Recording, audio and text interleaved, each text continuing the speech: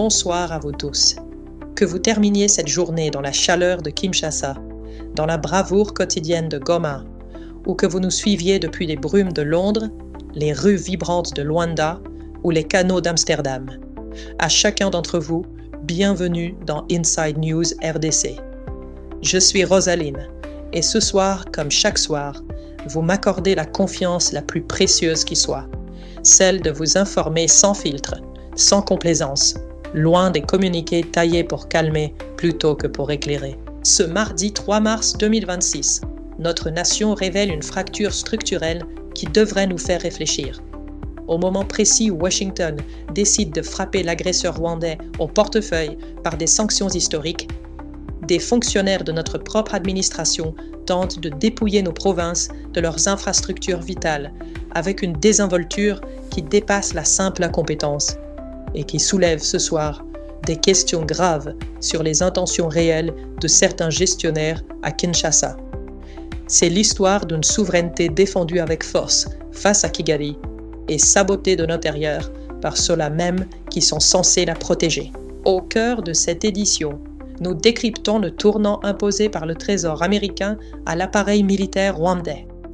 Nous irons ensuite dans la Tshopo pour mettre à nu le scandale de l'aéroport de Bangboka, où la vigilance citoyenne a dû s'ériger en rempart contre ce qui ressemble à un pillage institutionnel délibéré.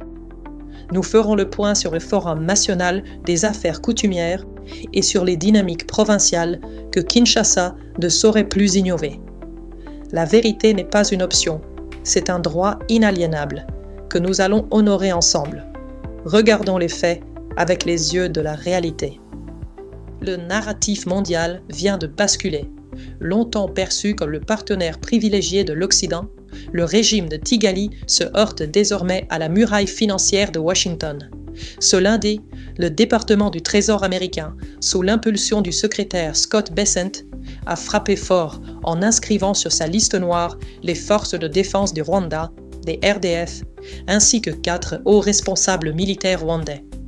Les noms de Vincent Nyakarundi, chef d'état-major de l'armée de terre, Mubarak Muganga, chef d'état-major de la défense, Ruki Karusisi, commandant des forces spéciales, et Stanislas Gashogi, sont désormais liés officiellement au crime de déstabilisation de notre pays. Washington les accuse formellement de participer à l'instabilité persistante au Nord Kivu et au Sud Kivu, en soutenant activement les terroristes du M23 et de l'AFC. Cette mesure impose un gel total des avoirs sous juridiction américaine et interdit toute transaction en dollars. Pour une armée qui s'approvisionne sur les marchés internationaux et qui dépend du système bancaire global pour sa logistique, c'est une asphyxie programmée. Une ombre plane cependant sur cette annonce. L'OFAC a émis une General License 1, une autorisation de démantèlement progressif courant jusqu'au 1er avril 2026. Pourquoi accorder ce sursis d'1 mois? Ce délai est-il une courtoisie diplomatique ou une fenêtre permettant de déplacer des fonds avant que le rideau ne tombe définitivement? Si notre ministre de la Communication salue un signal clair, la coalition Amani-Kwa-Wote au Sud Kivu tempère cet enthousiasme. Pour Jean Chrysostome Kijana, son modérateur, ces sanctions demeurent symboliques tant qu'elles ne s'accompagnent pas d'un retrait physique et immédiat des troupes rwandaises d'Uvira et de Masisi.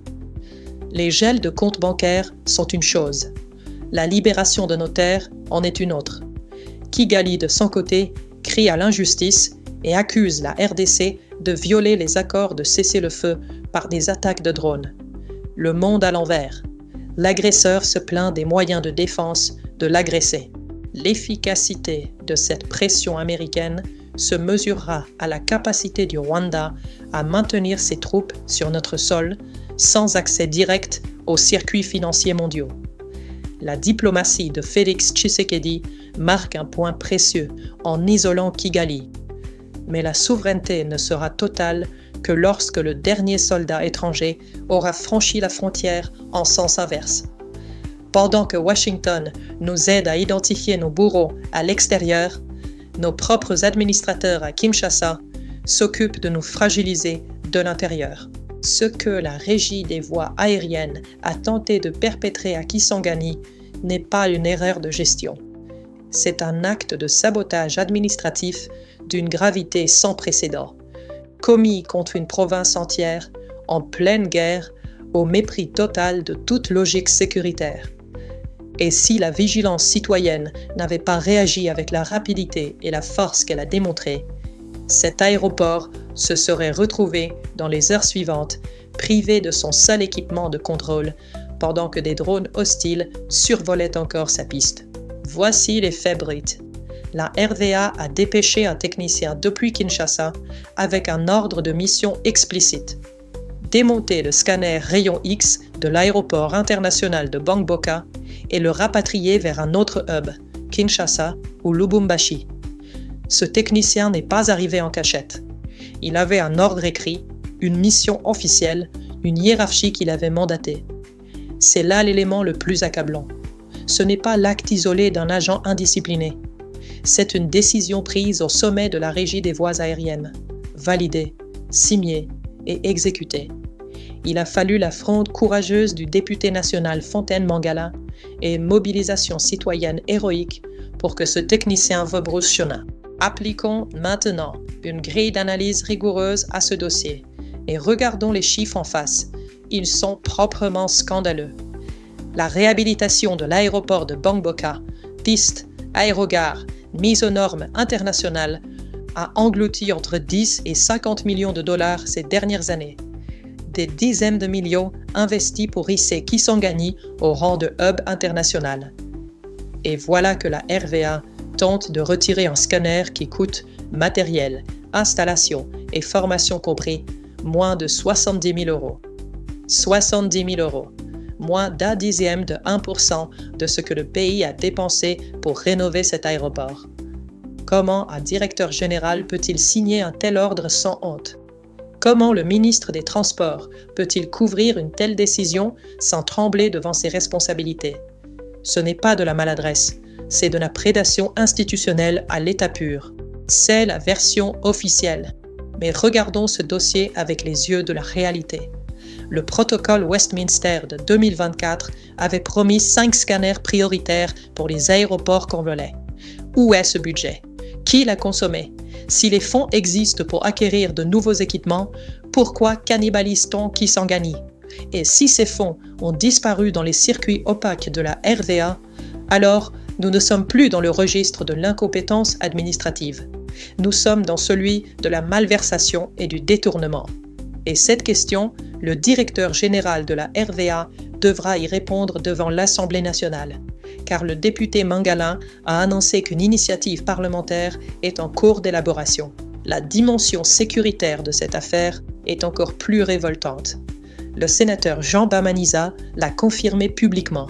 Des drones hostiles ont survolé l'aéroport de Bangboka dans les heures mêmes où cette tentative de démantèlement se produisait. 4 drones abattus par les phares d'essai, alors qu'un appareil civil de la compagnie africaine d'aviation approchait pour l'atterrissage. Dans ce contexte précis de menace active, la décision de retirer l'unique équipement de détection de l'aéroport n'est pas une maladresse. C'est une faute grave qui expose délibérément des vies humaines au danger. Un engin explosif non détecté dans les bagages d'un vol civil, c'est une catastrophe irréparable. Qui en aurait assumé la responsabilité pénale? Le DG de la RVA? Le ministre des Transports? Ou personne, comme d'habitude, dans ce pays où l'impunité administrative est élevée au rang de système de gouvernance? Pendant ce temps, Air Congo vient d'annoncer le lancement prochain de vols internationaux au départ de Kisangani. Cette ambition est à saluer. Elle est néanmoins incompatible, au sens le plus strict et légal du terme, avec l'absence d'un scanner de sûreté fonctionnel. L'Organisation de l'aviation civile internationale est formelle. Sans contrôle certifié des bagages, aucun vol international ne peut opérer légalement depuis Bangboka. En tentant de retirer cet équipement, la RVA ne sabotait pas seulement la sécurité de l'Akshopo. Elle sabotait délibérément l'avenir aérien de tout l'Est du Congo et l'ambition présidentielle de faire de Kisangani un véritable hub régional. Ce qu'il faut dire avec clarté ce soir, c'est que cette affaire révèle une mentalité de pillage systématique des provinces, par un centre qui se comporte en propriétaire absolu des ressources nationales. La Chopo, deuxième poumon économique du pays, est traitée comme une colonie interne que l'on dépouille au gré des besoins de la capitale. Ce n'est pas acceptable, ce ne sera plus toléré. Le scanner est sauvé, oui, mais l'incompétence systémique et la potentielle malveillance qui ont produit cet ordre de mission sont toujours en poste. Tant que le DG de la RVA n'aura pas rendu des comptes devant la représentation nationale, tant que les fonds du protocole Westminster n'auront pas été audités publiquement et tant que la culture de l'impunité administrative continuera d'opérer dans nos régies, cette victoire citoyenne restera provisoire. La vigilance a gagné une bataille. La guerre contre le mépris institutionnel de Kinshasa envers ses provinces n'est pas terminée. À Kinshasa, le président Félix Tshisekedi a ouvert ce lundi le Forum national des affaires coutumières au Centre culturel des pays d'Afrique centrale. Devant plus de 400 chefs venus des 26 provinces, le chef de l'État a rappelé une vérité fondamentale. Nos autorités traditionnelles sont les gardiens de la terre et le premier rempart contre l'agresseur. Il a dénoncé avec force les manœuvres de Kigali visant à substituer nos chefs légitimes par des individus imposés pour valider une occupation illégale. Ces terres ancestrales ne sont pas des terrains de manœuvre géopolitique, mais le fondement de notre identité nationale. De ces assises, qui se clôtureront le 5 mars, la nation attend des actes concrets. Le Forum doit produire une politique nationale structurée avec des mécanismes de suivi réels. Pas des déclarations d'intention qui s'évaporent après la cérémonie de clôture. L'une des priorités est la création d'une base de données fiable des entités coutumières pour mettre fin aux confiaux de succession qui fragilisent nos chefferies et ouvrent la porte aux manipulations politiques. Le vice-premier ministre Jackman Shabani a lui-même mis en garde contre la politisation des désignations. La désignation des chefs de village, de groupements et de chefferies demeure l'apanage exclusif des familles régnantes conformément aux us et coutumes. L'intégration pleine des populations autochtones pygmées est également au programme, trop longtemps laissée en marge de l'architecture nationale. Le vice-ministre Jean-Baptiste Ndeze a plaidé pour l'implication du pouvoir coutumier dans le projet écologique Couloir vert Kivu-Kinshasa, lancé à Davos. Ce corridor traverse nos terres ancestrales. Sans l'adhésion réelle des chefferies, il reste un projet de papier. Le dialogue doit aussi s'ouvrir aux femmes et aux jeunes pour que la coutume reste une force vivante et non un outil figé entre les mains de politiciens. Entre les promesses formulées sous les lustres de Kinshasa et la réalité des chefs harcelés à l'Est, seule une volonté politique implacable et continue pourra combler le fossé. Ce lundi, le président Félix Tshisekedi a reçu à la Cité de l'Union africaine le gouverneur intérimaire du Haut-Katanga, Martin Kazembe. Les échanges ont porté sur les projets de développement socio-économique initiés par les autorités provinciales dans les secteurs de l'économie, du développement social et de la sécurité. Le Haut-Katanga, province cuprifère au cœur des ambitions du partenariat stratégique RDC-États-Unis, concentre plusieurs projets structurants dont le suivi au niveau de la présidence témoigne d'une attention soutenue. Cette rencontre intervient précisément au moment où la GECAMIN vient de recevoir un nouveau directeur général, Baraka Kabemba, avec le mandat de piloter les engagements miniers de Washington. Ce que produit le Haut-Katanga aujourd'hui façonnera demain les équilibres économiques du pays entier. La question que doit se poser l'autorité provinciale est celle-ci. Les populations du Katanga verront-elles concrètement dans leur quotidien les retombées de ces partenariats miniers internationaux, ou leur province restera-t-elle un réservoir de richesses dont les bénéfices partent ailleurs? Une lueur d'espoir brille à Butembo avec l'interconnexion entre ENK et Virunga Energy. L'apport de 5 MW supplémentaires est une avancée réelle, même si elle reste minime face aux besoins estimés à 300 MW pour la ville. Maître Sekera Kasereka, porte-parole des consommateurs, demande que cette avancée se traduise par des tarifs équitables et la fin des frais de maintenance abusifs sur les compteurs. Parallèlement, au Kasaï central, le FPI et l'ANSER annoncent la construction du barrage hydroélectrique de Mbombo à Kananga. Le délai annoncé est de 18 mois. Ces projets sont essentiels pour soutenir le pouvoir d'achat des foyers. La vigilance sur le respect des calendriers s'impose. Les Congolais sont fatigués d'attendre une lumière qui n'arrive jamais. À Kinshasa, le gouverneur Daniel Bumba lance l'opération de perception de la taxe de stationnement. Dès ce mardi, 500 agents sur les 2000 attendus sont déployés sur le terrain. L'ambition de moderniser la mobilité urbaine est compréhensible. La traçabilité des fonds, elle, reste entière. Où ira réellement l'argent perçu dans les parkings de la capitale? Les Kinois, dont le pouvoir d'achat est déjà sous pression, attendent des routes réhabilitées, pas un énième mécanisme de ponction dont les bénéfices se perdent dans les circuits opaques de l'administration provinciale. La transparence est la condition sine qua non de l'adhésion citoyenne. La première ministre Judith Suminwa a lancé les cantines scolaires à Kalemi, dans le Tanganyika. L'initiative, soutenue par le PAM, vise à fournir des repas nutritifs aux écoliers pour lutter contre le décrochage. La ministre de l'Éducation, Raissa Malou, a raison sur un point essentiel. Un enfant qui a faim n'apprend pas. Mais distribuer des repas est une mesure d'urgence, pas une solution structurelle. La politique d'envergure doit viser l'autosuffisance alimentaire des familles, pour que chaque parent puisse nourrir ses enfants sans dépendre d'une aide internationale dont les financements fluctuent au gré de décisions prises à Genève ou à Rome. Kalemi ne doit pas être une vitrine pour les caméras. Elle doit être le point de départ d'une réforme qui place la dignité de l'enfant congolais au centre des investissements publics. La République démocratique du Congo s'efforce de modifier sa stature internationale, passant du statut de simple comptoir extractif à celui d'acteur industriel. Au forum RDC-Japon, le vice-premier ministre Daniel Mukoko Samba a lancé un appel ferme aux investisseurs nippons pour qu'ils s'engagent dans la transformation locale de nos ressources, notamment pour la filière des batteries électriques. Cette ambition est portée simultanément au Canada lors du PDAC 2026 par Louis Watum Kabamba, qui affirme que nos lois sont désormais les meilleurs alliés des investisseurs sérieux.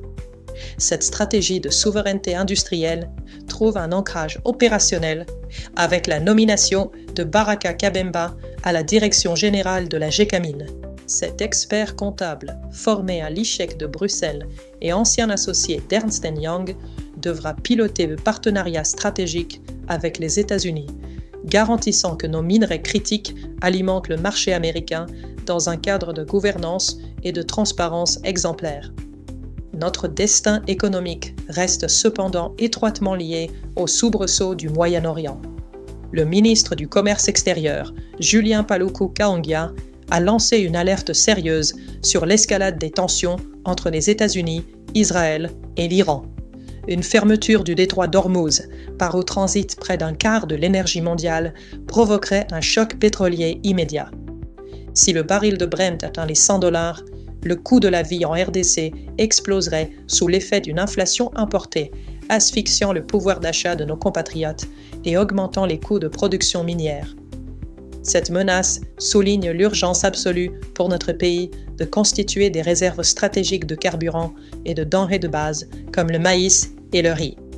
Notre indépendance ne se joue pas seulement dans nos mines. Elle se joue aussi dans notre capacité à anticiper les crises que nous ne contrôlons pas. Avant de refermer cette édition, portons notre regard sur ces signaux qui remontent de nos provinces. Car en République démocratique du Congo, l'espoir comme le danger se cachent souvent dans les détails du quotidien. Dans le Grand Nord du Nord Kivu, une dynamique nouvelle se manifeste au sein des FARDC. Le général de brigade Joseph Mugiza, commandant des opérations Sokola 1 et Shuja, a confirmé la motivation renouvelée de ces hommes à la suite du passage du président de l'Assemblée nationale, Aimé Bodji, dans la région. De Beni à Oicha, de Butembo à Lubero jusqu'à Kasindi, le président Bodji a tenu des meetings en sachant que l'ennemi n'était dans certains cas qu'à 5 km de son rassemblement. Ce courage n'a pas été ignoré par les soldats. Aucune armée du monde n'a réussi la guerre sans l'appui et les encouragements de sa population, a déclaré le général Mugiza. Ces mots sont un rappel adressé à toutes nos autorités. Les hommes qui tiennent les lignes face aux ADF ont besoin de savoir que la République ne les a pas oubliés. Sur le front de la défense, la Chine réaffirme son soutien opérationnel au FARDC avec l'annonce d'une nouvelle équipe d'instructeurs attendue au centre de formation de Kanina dans le Haut-Lomami. Au Sud Kivu, une respiration économique est observée à la frontière d'Uvira. Plus de 10 000 personnes et 500 camions franchissent quotidiennement le poste de Gatumba, signe d'une sécurité retrouvée grâce au succès conjoint de nos forces armées et de leurs alliés burundais. Le gouverneur Jean-Jacques Puruzi l'a confirmé. La population d'Uvira vaque librement à ses occupations. Des avancées réelles qui prouvent que l'effort militaire porte ses fruits. La situation reste instable dans d'autres zones du Nord Kivu. À Masisi, les activités reprennent timidement à Mweto après une incursion des Wazalendo, mais la peur reste palpable. Dans le territoire de Walikane, l'occupation du village de Buimba par le M23 provoque de nouveaux déplacements massifs vers la brousse, aggravant une crise humanitaire déjà insupportable. Sur le plan social, la Confédération syndicale du Congo a ouvert ses assises à Kinshasa pour réclamer une politique salariale décente. Rappelant que le SMIC, fixé à 21 500 francs congolais, doit être scrupuleusement appliqué pour protéger la dignité des travailleurs. À l'échelle internationale, le Burundi surprend en portant la candidature de l'ancien président sénégalais Macky Sall pour le poste de secrétaire général de l'ONU en 2027. L'Université pédagogique nationale dément les accusations de mégestion et affirme que les résistances actuelles viennent de ceux qui refusent la numérisation des frais académiques via Opt Solutions. Enfin, le ministre Floribert Anzuluni a confirmé à Gaborone que la RDC honorera ses engagements financiers envers la SADC par un paiement progressif de ses arriérés, geste nécessaire pour maintenir le soutien politique et militaire de l'organisation régionale. Ces nouvelles nous rappellent que si notre nation résiste en certains points, elle continue de lutter pied à pied pour sa place dans le monde. Cette édition nous a montré une nation qui se bat sur tous les fronts pour son intégrité et sa dignité. Des sanctions financières américaines contre les officiers rwandais à la résistance victorieuse des citoyens de Kisangani contre le sabotage de leur aéroport, des chefs coutumiers réunis à Kinshasa pour défendre leurs terres ancestrales aux soldats du Grand Nord galvanisés par le passage d'une autorité courageuse, jusqu'aux alertes sur un choc pétrolier mondial qui pourrait asphyxier notre économie. Tout ce que nous avons analysé ce soir converge vers un même constat. La souveraineté de la RDC est un édifice que nous devons défendre à chaque niveau, chaque jour, contre les agresseurs extérieurs et contre la complaisance interne. Une pensée pour ce soir, tirée de l'écrivaine congolaise Clémentine Faï-Kinzuji. La mémoire d'un peuple est son premier rempart contre l'oubli et la manipulation. Cette citation nous rappelle que nos traditions coutumières, nos terres ancestrales et notre histoire commune constituent le socle sur lequel nous devons bâtir notre avenir. Sans mémoire collective, aucune souveraineté ne tient debout. Que nous soyons face à un occupant étranger ou à un administrateur qui croit pouvoir piller nos infrastructures provinciales sans rendre de compte, c'est cette mémoire qui nous protège et nous oblige. Que Dieu bénisse notre nation et protège chacun de nos compatriotes dans chaque recoin de notre territoire. Je suis Rosaline et nous restons debout, ensemble, pour la vérité. Rendez-vous demain et bonne continuation.